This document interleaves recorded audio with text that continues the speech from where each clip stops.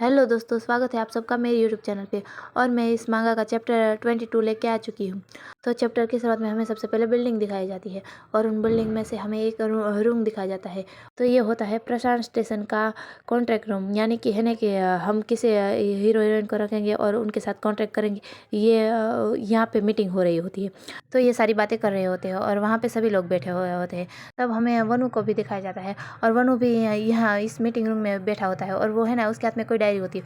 वो उसके डायरी के पेजेस को पलट रहा होता है और देख रहा होता है और उस डायरी को पूरा देखने के बाद वो है ना उस डायरी को टेबल पे रखते हुए कहता है और वहाँ से खड़ा होते हुए कहता है कि आप ये कह रहे हैं कि मेन एक्टर कोई प्रोफेशनल नहीं बल्कि सिर्फ एक आदर्श गायक यानी एक सिंगर है ना। तब डायरेक्टर कहता है ओ हाँ, और कहता है कि इस शो का प्रसारण सभी और भी कई देशों में किया जाता है, इसी कारण हमने आइडल गायकों में एक को चुना है। तब डायरेक्टर की ये बात सुनने के बाद है ना वनु टेबल पे अपने हाथ को मारते हुए कहता है कि तो ठीक है, मुझे लगता है कि मैं ये शो नहीं करूँगा। ऐसा बोलते हुए वनु वहाँ से जाने लगता है। तब वनु के बाजू में जो लड़की बैठी होती है ना वो वनु की तरफ देख रही होती है और तब है ना डायरेक्टर भी वनु की तरफ देख रहा होता है और उस पे के तो पसीने छूट रहे होते हैं और वनु को जाते हुए देख के वो खड़ा होता है और कहता है कि वनु जी, आप हमें ऐसे छोड़ के नहीं जा सकते, हमें आपकी ज़रूरत है, प्लीज़। वनु जाते जाते कहता है कि अगर आपको सच में मेरी ज़रूरत है तो मैं एक सलाह देता हूँ कि आप लीड को बदल ले। और है ना टर्न होते हुए मतलब डायरेक्टर की तरफ देखते हुए कहता है कि या फिर मुझे लीड के रूप में कास्ट करे, चॉइस आपकी है डायरेक्टर। मैं यहाँ पे कुछ कहना चाहूँगी कि आज आपको वनु कुछ अलग नहीं लग रहा है, मतलब कि हर गिम डरा सहमा और मतलब कि शांत रहने वाला वनु आज इतना खतरनाक और डेविल टाइप का कैसे लग रहा है। ये बातें तो हम आगे पता चली जाएगी। चलो अब हम स्टोरी में वापस चलते हैं।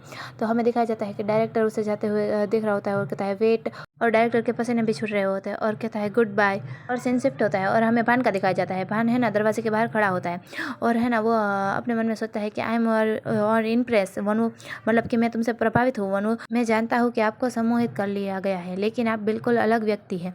मतलब हमें यहाँ पे पता चलता है कि वनु इतना अलग अलग और अजीब व्यवहार क्यों कर रहा है, क्योंकि है ना भान ने उसे है ना सम्मोहित कर लिया है और भान सोचता है कि उसने उसे कब सम्मोहित किया था।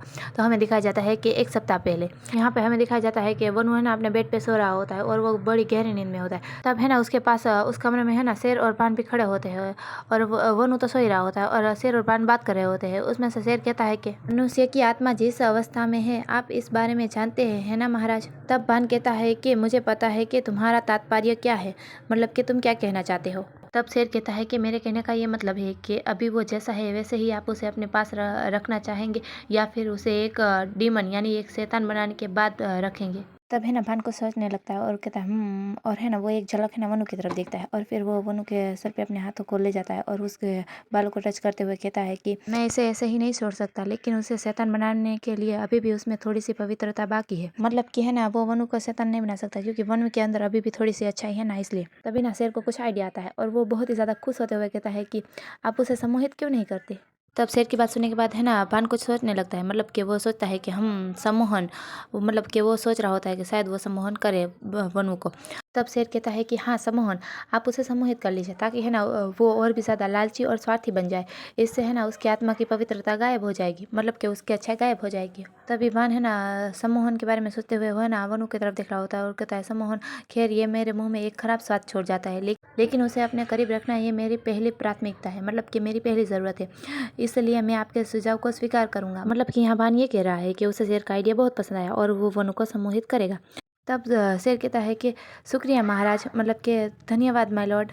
और भान स्माइल कर रहा होता है और वो वनु के फेस की तरफ अपने हाथ को ले जाते हुए कहता है कि वनु जी, मैं आपकी आत्मा को भ्रष्ट कर दूंगा और आपको एक शैतान बना दूंगा, मतलब कि एक डेविल बना दूंगा, और इस तरह से मैं तुम्हें अंतकाल तक अपने साथ रख सकता हूँ। मतलब ये है ना वनु को शैतान बना के अपने साथ रखना चाहता है आखिर तक। और भान कहता है कि मैं मानता हूँ कि आपकी आत्मा का स्वाद अब जैसा है वो स्वादिष्ट है, पर मैं अपने आप को ये सोचने से नहीं रख सकता कि आप जब शैतान बन जाएगी तभी भी आपकी आत्मा कितनी स्वादिष्ट होगी। ऐसा कहने के बाद वो वनु के चिन्ह को ग्रैब कर लेता है, यानी कि पकड़ लेता है और उसे किस करने लगता है। और भान ने वनु को इसी समय सम्मोहित कर लिया था। तो अब आते हैं प्रेजेंट में। तो हमें दिखाया जाता है कि वनु है ना मीटिंग रूम से बाहर आता है। तब है ना उसे भान पूछता है कि मीटिंग कैसी रही। तब है ना वनु भान की तरफ देखने लगता है और उससे कहता है कि मैं प्रभावित नहीं हुआ क्योंकि उन्होंने किसी आदर्श गायक को मेन लीड के रोल में लेने का विचार किया है। यही वजह है कि मैंने इस शो में न आने का फैसला किया है। तब भान कहता है कि किसी आदर्श गायक को मेन लीड का रोल देने का विचार किसका था, और हंसते हुए कहता है कि मुझे यकीन है कि वास्तव में उन लोगों को आपकी ज़रूरत है। तब वनु वहाँ से जाते हुए कहता है कि इससे कोई फर्क नहीं पड़ता, अगर वे लीड नहीं बदलेंगे तो मैं अपना मन नहीं बदल रहा हूँ। और ऐसा कहने के बाद वनु वहाँ से जाने लगता है। तब है ना भानु उसे पीछे से देखता है और वो है ना वनु को देखते हुए स्माइल करता है और अपने मन में सोचता है कि ऐसा लगता है जैसे इसने कोई चाल चली। और फिर सीन शिफ्ट होता है और हमें वनु और भान को कार में बैठे हुए दिखाया जाता है और शेर कार चला रहा होता है और वो शीशे में से वनु की तरफ देखता है और वो वनु से पूछता है कि वनु जी आपकी मीटिंग कैसी रही। तब है ना वनु कहता है कि इतनी अच्छी नहीं, मैं बिल्कुल भी प्रभावित नहीं हुआ कि उन्होंने मेन लीड के रोल में किसे रखा है। तब है ना शेर पूछता है कि वास्तव में कौन था। वनु कहता है कि कुछ आदर्श गायक और कहता है कि मैंने उनसे कह दिया है कि मैं इस शो का हिस्सा नहीं बनूंगा। तब शेर है ना ऑकवर्डली हंसते हुए कहता है अच्छा ऐसा है। और शेर अपने मन में सोचने लगता है कि ऐसा लगता है कि मेरे महाराज की सम्मोहन विद्या एक आकर्षण की तरह काम करती है, वरना कोई इंसान इतना कैसे बदल सकता है। तब बान है ना शेर की सारी मन की बातें सुन रहा होता है और वो हंसते हुए कहता है कि तुमने बिल्कुल सही कहा। तब शेर जब ये बात सुनता है ना तो वो अचानक से गाड़ी की ब्रेक मार देता है, मतलब कि उसे नहीं पता था कि है ना बान उसके मन की बात सुन रहा है। और जब गाड़ी रुक जाती है ना तब है ना हमें बान को दिखाया जाता है जो है ना वनु की तरफ एकदम देख रहा होता है और वो स्माइल कर रहा होता है और वो वनु की तरफ देखते हुए वनु से कहता है कि मुझे आशा नहीं थी कि तुम इतनी जल्दी मेरे सम्मोहन में गिर जाओगे वनु। तब है ना वनु जस्ट लाइक मतलब कि ये क्या कह रहा है, उसे तो कुछ समझ में नहीं आ रहा होता है कि भान किस बारे में बात कर रहा है। और तब फिर है ना भान है ना चुटकी बजाता है और भान जैसे चुटकी बजाता है ना तो है ना वनु फ्रीज हो जाता है और उसकी आइस फिर से कोल्ड हो जाती है, मतलब कि एक तरह से कहे ना तो बिना एक्सप्रेशन वाली हो जाती है। मतलब कि भान ने जब चुटकी बजाई ना तो वनु फिर से सम्मोहित हो गया। और फिर भान है ना वनु को सम्मोहित करने के बाद वनु की तरफ देखते हुए स्माइल कर रहा होता है, मतलब कि वो बहुत ही ज़्यादा खुश हो रहा होता है।